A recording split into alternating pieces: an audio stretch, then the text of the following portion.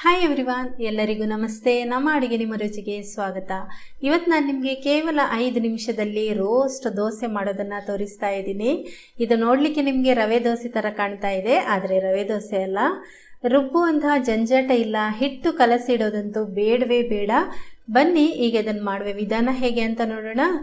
ನೀವಿನ್ನು ನಮ್ಮ ಚಾನಲ್ಗೆ ಸಬ್ಸ್ಕ್ರೈಬ್ ಆಗಲಿಲ್ಲ ಅಂದರೆ ದಯವಿಟ್ಟು ಸಬ್ಸ್ಕ್ರೈಬ್ ಮಾಡ್ಕೊಳ್ಳಿ, ನೋಟಿಫಿಕೇಶನ್ ಬೆಲ್ ಕೂಡ ಕ್ಲಿಕ್ ಮಾಡ್ಕೊಳ್ಳಿ. ಹಾಗೆಯೇ ವಿಡಿಯೋ ಇಷ್ಟ ಆದರೆ ಲೈಕ್ ಮಾಡಿ. ಮೊದಲಿಗೆ ನಾನಿಲ್ಲಿ 1 ಕಪ್ನಷ್ಟು ಅಕ್ಕಿ ಹಿಟ್ಟು ತಗೊಂಡಿದ್ದೀನಿ. ಇದು ಕಪ್ ಅಳತೆ ಹೇಳೋದಾದರೆ 250 ml ನ ಕಪ್ಪಲ್ಲಿ 1 ಕಪ್ನಷ್ಟು ತಗೊಂಡಿದ್ದೀನಿ. ಇದನ್ನೊಂದು ಪಾತ್ರೆಗೆ ಹಾಕೊಳ್ಳಿ. ನಂತರ 2 ಟೇಬಲ್ ಸ್ಪೂನ್ನಷ್ಟು ಉಪ್ಪಿಟ್ಟಿನ ರವೆ ಹಾಕೊಳ್ತಾ ಇದ್ದೀನಿ. ಇದು ಕ್ರಿಸ್ಪಿನೆಸ್ ಕೊಡುತ್ತೆ ದೋಸೆಗೆ.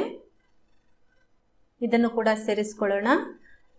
ನಂತರ ಇದಕ್ಕೆ 3 ಟೇಬಲ್ ಸ್ಪೂನ್ನಷ್ಟು ತೆಂಗಿನ ತುರಿ, ಫ್ರೆಶ್ ತೆಂಗಿನ ತುರಿ ಚೆನ್ನಾಗಿ ಕ್ರಿಸ್ಪಿಯಾಗಿ ಬರುತ್ತೆ ಮತ್ತು ರುಚಿ ಕೂಡ ಚೆನ್ನಾಗಿರುತ್ತೆ. 1 ಸಣ್ಣಗೆ ಹೆಚ್ಚಿರುವಂತಹ ಈರುಳ್ಳಿ, ಇದು ಕೂಡ ತುಂಬಾ ರುಚಿ ಕೊಡುತ್ತೆ, ಘಮ್ ಅಂತ ಇರುತ್ತೆ ದೋಸೆ.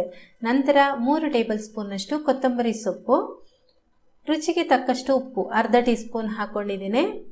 ಆಮೇಲೆ ನೀರು ಎಷ್ಟು ಹಾಕ್ಕೊಳ್ಬೇಕು ಗೊತ್ತಾ, ಅದೇ ಕಪ್ನಲ್ಲಿ ಮೊದಲಿಗೆ ನಾನು 1 ಕಪ್ನಷ್ಟು ಹಾಕ್ಕೊಳ್ತಾ ಇದ್ದೀನಿ. ಚೆನ್ನಾಗಿ ಒಂದ್ಸರ್ತಿ ಮಿಕ್ಸ್ ಮಾಡ್ಕೊಳ್ತಾ ಇದ್ದೀನಿ.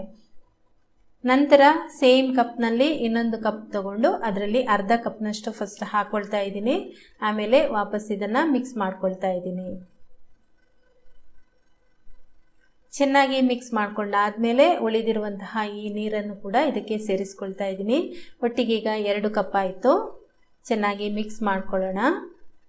ಈಗ ಕೊನೆಯದಾಗಿ ಅರ್ಧ ಕಪ್ನಷ್ಟು ನೀರು ಹಾಕ್ಕೊಳ್ತಾ ಇದ್ದೀನಿ. ಒಟ್ಟಿಗೆ 1 ಕಪ್ ಅಕ್ಕಿ ಹಿಟ್ಟಿಗೆ 2.5 ಕಪ್ನಷ್ಟು ನೀರು ಹಾಕ್ಕೊಳ್ತಾ ಇದ್ದೀನಿ. ನಂತರ ನೀವು ದೋಸೆ ಮಾಡ್ತಾ ನೀರು ಬೇಕಾದರೆ ಹಾಕ್ಕೊಳ್ಬೋದು. ಈಗ ಇದು ರೆಡಿಯಾಗಿದೆ. ಇದನ್ನು ನೀವು ಫರ್ಮೆಂಟ್ ಮಾಡೋದು ಅಥವಾ ಒಂದು 5 ನಿಮಿಷ ಇಡೋದು ಏನು ಕೂಡ ಬೇಡ, ತಕ್ಷಣವೇ ದೋಸೆ ಮಾಡ್ಕೊಳ್ಬೋದು. ಇಲ್ಲಿ ನಾನು ಕಾವಲಿಯನ್ನು ಒಲೆ ಮೇಲಿಟ್ಟಿದ್ದೀನಿ, ಬಿಸಿಯಾಗಿದೆ. ಅದಕ್ಕೆ ಎಣ್ಣೆ ಹಾಕ್ಕೊಳ್ತಾ ಇದ್ದೀನಿ. ಸ್ವಲ್ಪ ಇದು ಚೆನ್ನಾಗಿ ಬಿಸಿ ಆಗಬೇಕು, ಆನಂತರನೇ ದೋಸೆಯನ್ನು ಹಾಕ್ಕೊಳ್ಳಿ. ಚೆನ್ನಾಗಿ ಅಂದರೆ ಒಂದು ಮೀಡಿಯಮ್ ಬಿಸಿ ಆಗಬೇಕು. ರವೆ ದೋಸೆಗೆಲ್ಲ ಹಾಕ್ಕೊಳ್ತೀವಲ್ವಾ, ಅದೇ ಥರ ಈ ರೀತಿ ಹಾಕ್ಕೊಳ್ಬೇಕು.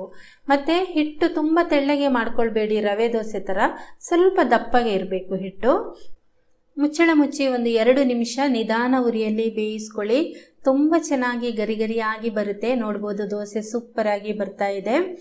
ಸ್ವಲ್ಪ ಬೇಕಾದರೆ ನೀವು ಈ ರೀತಿ ಮೇಲ್ಗಡೆ ಎಣ್ಣೆ ಹಚ್ಕೊಳ್ಬೋದು, ಇನ್ನೂ ಕೂಡ ರುಚಿಯಾಗಿರುತ್ತೆ. ಈಗ ನೋಡಿ, ಹಾಗೇ ಒಂದು ಸ್ವಲ್ಪ ಹೊತ್ತು ಇಟ್ಟಿದ್ದೆ. ತುಂಬ ಚೆನ್ನಾಗಿ ಕಲರ್ಫುಲ್ ಆಗಿ ಗರಿ ಗರಿಯಾಗಿ ಬಂದಿದೆ.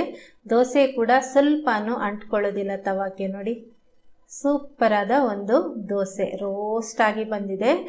ಮಾಡಿದ ತಕ್ಷಣ ತಿಂದು ನೋಡಿ, ಸೂಪರ್ ಅಂದರೆ ಸೂಪರ್ ಆಗಿರುತ್ತೆ. ಇನ್ನೊಂದು ದೋಸೆ ಕೂಡ ಅದೇ ಥರ ಮಾಡ್ಕೊಳ್ಳಿ. ಎಣ್ಣೆ ಹಚ್ಚಿಬಿಟ್ಟು ದೋಸೆಯನ್ನು ಹಾಕೊಳ್ಳಿ, ತುಂಬ ಚೆನ್ನಾಗಿ ಬರುತ್ತೆ, ರುಚಿ ಕೂಡ ಚೆನ್ನಾಗಿರುತ್ತೆ. ಈರುಳ್ಳಿ ಮತ್ತು ಕೊತ್ತಂಬರಿ ಸೊಪ್ಪು ನಿಮ್ಮ ಒಂದು ಟೇಸ್ಟಿಗೆ ಅನುಗುಣವಾಗಿ ನೀವು ಹೆಚ್ಚು ಕಮ್ಮಿ ಮಾಡ್ಕೊಳ್ಬೋದು. ಅಂದರೆ ಜಾಸ್ತಿನೇ ಹಾಕ್ಕೊಂಡ್ರೆ ಇನ್ನೂ ಕೂಡ ಚೆನ್ನಾಗಿರುತ್ತೆ. ದೋಸೆ ಅಂತೂ ಖಂಡಿತ ನಿಮಗೆ ಇಷ್ಟ ಆಗಿರಬೇಕು ಅಂದ್ಕೊಂಡಿದ್ದೀನಿ.